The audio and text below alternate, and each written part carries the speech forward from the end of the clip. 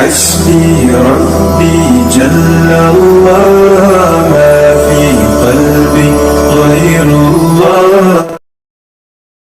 اور جب ہمارے فرشتے لوط کے پاس پہنچے تو ان کی آمد سے وہ بہت گھبرایا اور دل تنگ ہوا اور کہنے لگا کہ آج بڑی مصیبت کا دن ہے۔ ان مہمانوں کا آنا تھا کہ اس کی قوم کے لوگ بے اختیار اس کے گھر کی طرف دوڑ پڑے۔ پہلے سے وہ ایسی ہی بدکاریوں کے خوگر تھے۔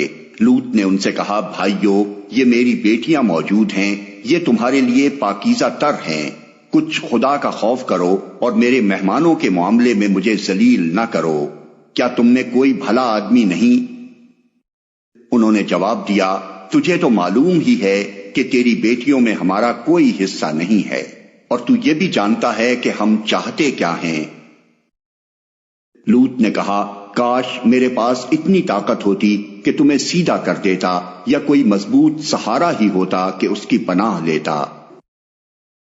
تب فرشتوں نے اس سے کہا کہ اے لوط، ہم تیرے رب کے بھیجے ہوئے فرشتے ہیں، یہ لوگ تیرا کچھ نہ بگاڑ سکیں گے، بس تو کچھ رات رہے، اپنے اہل و عیال کو لے کر نکل جا، اور دیکھو تم میں سے کوئی شخص پیچھے پلٹ کر نہ دیکھے، مگر تیری بیوی ساتھ نہیں جائے گی، کیونکہ اس پر بھی وہی کچھ گزرنے والا ہے جو ان لوگوں پر گزرنا ہے۔ ان کی تباہی کے لیے صبح کا وقت مقرر ہے، صبح ہوتے اب دیر ہی کتنی ہے۔ پھر جب ہمارے فیصلے کا وقت آ پہنچا تو ہم نے اس بستی کو تل پٹ کر دیا اور اس پر پکی ہوئی مٹی کے پتھر تابڑ توڑ برسائے